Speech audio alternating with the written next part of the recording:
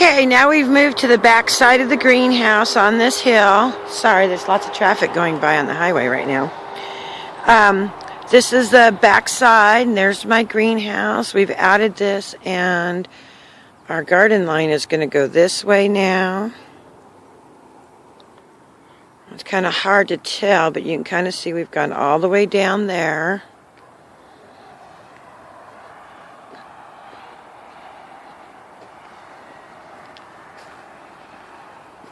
And you can kind of see where the line goes. Here's the old garden fence.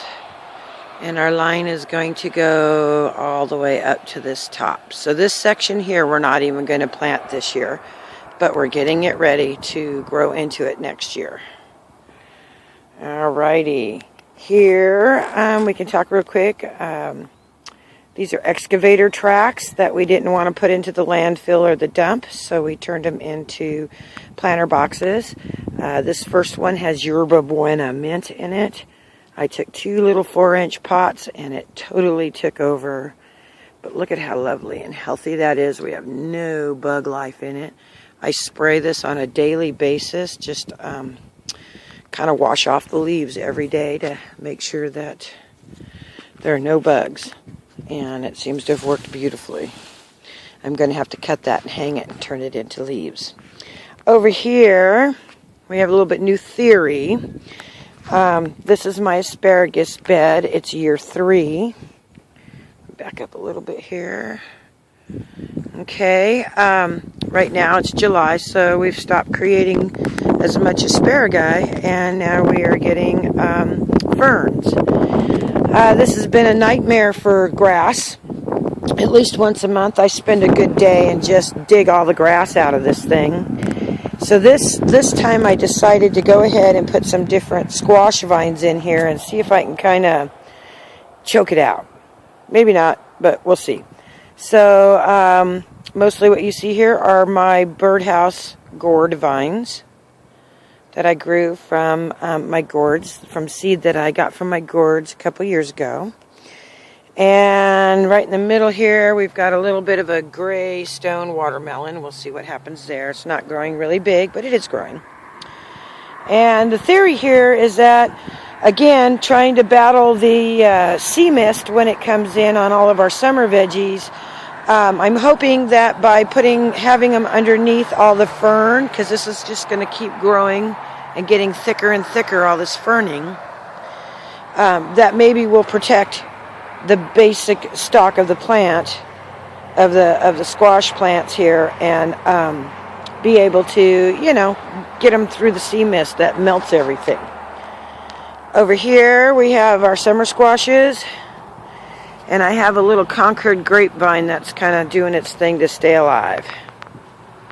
So we got crookneck, zucchini. I think there's a,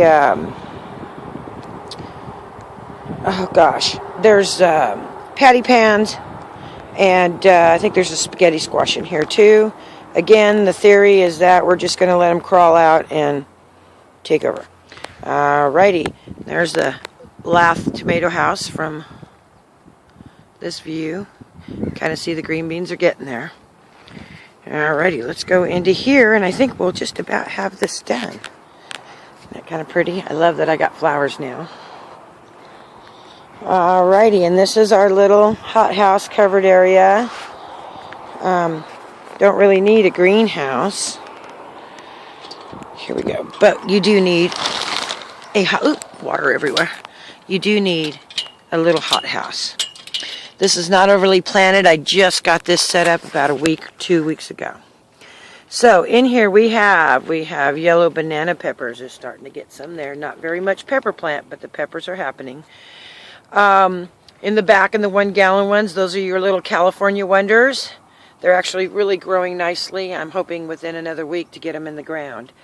I threw basil in with my peppers this year. And behind them, I went ahead and started some colored carrots and just put a few in there just to hopefully choke out the weeds when they come. Some more basil there. Over here, here's your little jalapeno. It's doing great. And we've got red and gypsy.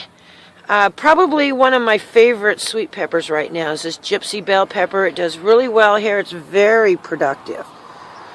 Much more productive than, like, say, a California bell pepper. I went ahead and threw a couple of cherries in here after watching John. He dries all of his cherry tomatoes and uses them later in recipes. And so I thought I would try that this year myself. Something new called a health tomato. It's supposed to be really rich in lipokine, however you say that. Some little white pumpkin seedlings. Okay, so that's what I've got going on in my little hothouse here.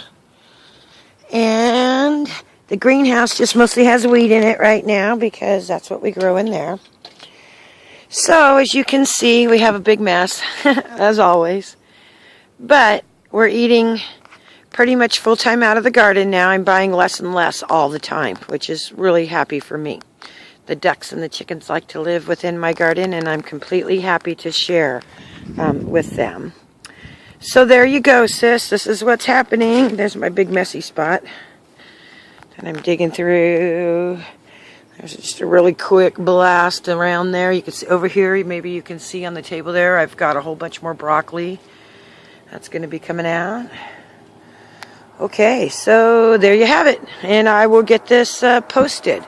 Okay, love you so much. Love everybody else. Question. Oh, something I forgot to show you. My Meyer lemon. Look at this. We got gorgeous flowers still. Every new branch. And look at all the lemons growing. I mean, they're just on this tree.